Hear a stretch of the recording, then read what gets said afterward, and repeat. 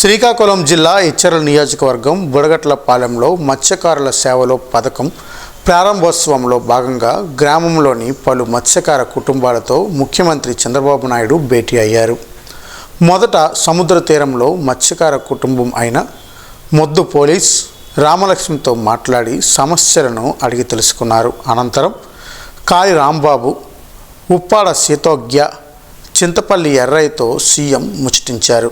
మీ సమస్యలను నేరుగా వినేందుకు బుడగట్లపాలెం వచ్చానని, ఏం చేస్తే మీ జీవితాలు బాగుపడతాయో అని అడిగి తెలుసుకోవడానికే వచ్చానని సీఎం చంద్రబాబు నాయుడు తెలిపారు.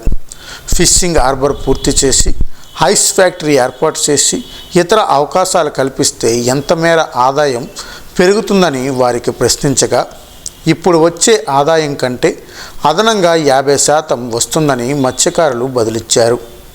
మత్స్యకారులు ఎప్పుడు టీడీపీకి అండగా ఉన్నారని, అందుకే మీకోసం ప్రత్యేకంగా పథకాలు ప్రవేశపెడుతున్నామని అన్నారు. ఒక ముఖ్యమంత్రి తమ గ్రామానికి రావడం అదృష్టంగా భావిస్తున్నామని మత్స్యకారులు సీఎంతో అన్నారు. అనంతరం ఎండు చేపల వ్యాపారులు లక్ష్మమ్మ, సీతమ్మ, పైడమ్మ వద్దకు సీఎం చంద్రబాబు వెళ్ళారు. ఏమ్మా బాగున్నారా అంటూ ఆప్యాయంగా పలకరించారు. చేపలు ఎండబెట్టే విధానం, రోజువారీ ఆదాయం గురించి అడిగి తెలుసుకున్నారు. తరువాత కమ్యూనిటీ హాల్కు చేరుకున్న సీఎం చేపల బోట్లు మరమ్మతులు చేసే కార్మికులు మైలపల్లి పోతురాజు, కాళి రాంబాబుతో కాసేపు సంభావించారు. చేపలు నిల్వ చేసుకునేందుకు ఐస్ బాక్సులు, చేపలు పట్టే వలను పరిశీలించి సమస్యలను అడిగి తెలుసుకున్నారు. త్వరలోనే ఫిషింగ్ హార్బర్ పూర్తి చేస్తామని సీఎం చంద్రబాబు నాయుడు వారికి హామీ ఇచ్చారు. నమస్తే అమ్మా. పోలీస్ కదా, సంతోషం అమ్మా. ఎంతమంది ఉంటారు ఈ ఊర్లో? 600 కుటుంబాలు ఉన్నారు సార్. ఎంతమంది అక్కడికి పోతారు? 600 కుటుంబాలు కూడా అందరూ పోతారు సార్. ఇంటికి ఒకరు పోతారా? అందరూ పోతారు. ఇంటికి ఒకరు ఇద్దరు ముగ్గురు ఉంటారు సార్. ఇద్దరు ముగ్గురు కూడా ఉంటారా? అన్ని కనుక్కోవడానికి వచ్చాను. అన్ని విషయాలు కనుక్కొని ఏ విధంగా పరిష్కారం చేయాలి, ఏం చేస్తే మళ్ళీ మీ జీవితాల్లో మార్పు వస్తుంది, మీ కష్టాలు తీరుతాయని కనుక్కోవడానికి వచ్చాను. ఈరోజు ఏదైతే మత్స్యకారుల సేవలో అని చెప్పి డబ్బులు 20,000 వేస్తున్నా మీ అకౌంట్లో, అయితే నేరుగా రావాలి, మిమ్మల్ని చూడాలి. ఒకప్పుడు నేనే దీన్ని ఇంట్రడ్యూస్ చేశాను, అప్పుడు కూడా నేనే చేశాను. అప్పట్లో చూశాను అవన్నీ. అందుకే ఇప్పుడంతా వచ్చి ఇవన్నీ కూడా చేయాలని వచ్చాం. ఫిషింగ్ హార్బర్ ఉంటే కొన్ని బాధలో తగ్గుతుంది సార్. అది కొంచెం అధిక వేగంలో తయారైతే మాకు కొంచెం ఇబ్బందులు అనేవి తగ్గుతాయి సార్. ఏం చేయాలి నేను చేస్తాను. ఇప్పుడు హార్బర్ తయారు కావాలి మీకు ఇక్కడే. ఇప్పుడు మీ అవగాహన ప్రకారం ఇక్కడ హార్బర్ వచ్చి, ఇక్కడే మీరు అమ్ముకునే మార్కెట్ వచ్చి, ఐస్ ఫ్యాక్టరీ కూడా పెట్టి, అదే మాదిరిగా మీరు తీసుకొచ్చిన తర్వాత ఫ్రెష్గా తీసుకొచ్చి అన్ని వస్తువులు కనిపిస్తే ఇప్పుడు వచ్చే డబ్బుల కంటే ఎంత ఎక్కువ వస్తుంది సార్? ఇప్పుడు వచ్చేది ఏమంటే కదని సగం ఎక్కువ వస్తారు. 50% ఎక్కువ వస్తుంది. 50% ఎక్కువ వస్తారు. అందరూ కూడా జీవిస్తారు, అందరూ కూడా బాగా హ్యాపీగా ఉంటారు. ఇప్పుడు అంటే బాగా బతికారు కదా దీని మీద. ఇది ఎవరిది? లేవు, ముగ్గురు కలిసి కొనుక్కున్నారు.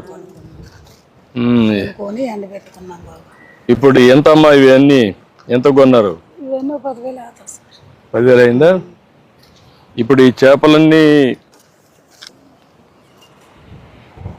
ఎట్లా చేస్తారమ్మా? ఇది ప్రాసెస్ ఇది ఎట్లా చేస్తారు? మొదటిగా కట్ చేస్తారు. దీంట్లో ఏమన్నా క్లీన్ చేస్తారా? ఇవన్నీ కూడా అది చేస్తారు. అది చేస్తారు. అది తీసేసి దెన్ దీనికి ఏం చేస్తారు? మళ్ళా ఉప్పేస్తారు. గట్టిగా ఎండబెట్టేసి ఉప్పు కొట్టేసి నీటిలోని మళ్ళీ 2 రోజులకి తీసేసి ఆరబెడతాం. ఎన్ని రోజులు ఆరుతుంది? 3 రోజులు 4 రోజులు పడతాయి. 3 రోజులు పెడతాం. పల్లెల్లో అమ్ముతారు. వేటకు విరామం ఇచ్చినప్పుడు తక్కువ డబ్బులు ఇచ్చేవారు. ఇప్పుడు నేను దాన్ని 20,000 చేశాను. ఇది నేను 2014-15లో ప్రారంభించాను. అప్పట్లో అంత మునిపి ఇచ్చేవాళ్ళు కాదు. మీ పరిస్థితిని అర్థం చేసుకోవాలి, ప్రభుత్వ యంత్రాంగాన్ని సిద్ధం చేయాలి, ఎట్లా మీ ఆదాయం పెంచాలి, ఏ విధంగా మీ జీవనోపాధి పెంచాలనో ఆలోచిస్తున్నా. చేద్దాం. ఏంటో నువ్వే చేస్తావా?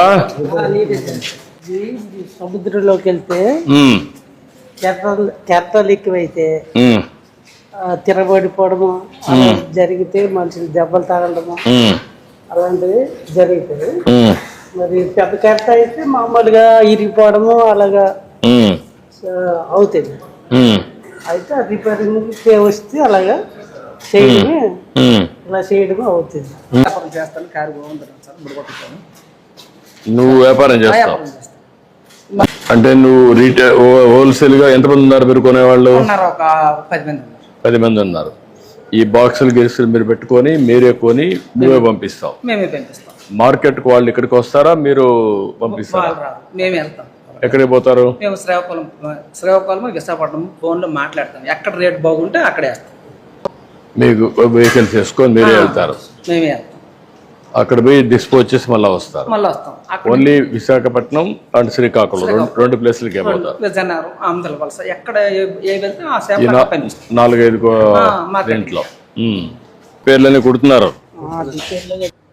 మీరు చేసే పనికి ఇంకా మెరుగైన విధానాలు అవలంబిస్తే ఇంకా ఫలితాలు ఎక్కువగా వస్తాయా అనేది నా ఆలోచన. ఎందుకంటే ఇప్పుడు మీరు అంతా కూడా ఏం చేస్తున్నారంటే తెస్తున్నారు, మీరే కుడుతున్నారు, బాగానే ఉంది.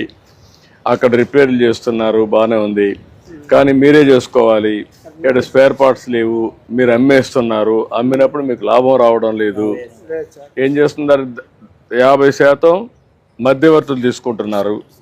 బోట్ ఇచ్చిన వాళ్ళు ఇంకొకరు, పెట్టుబడి పెట్టిన వాళ్ళు చేసేసుకుంటున్నారు. ఇవన్నీ తగ్గిస్తే మీ జీవితాల్లో ఇంకా ఎక్కువ ఆదాయం వస్తుంది కదా అని ఆలోచిస్తున్నాను నేను.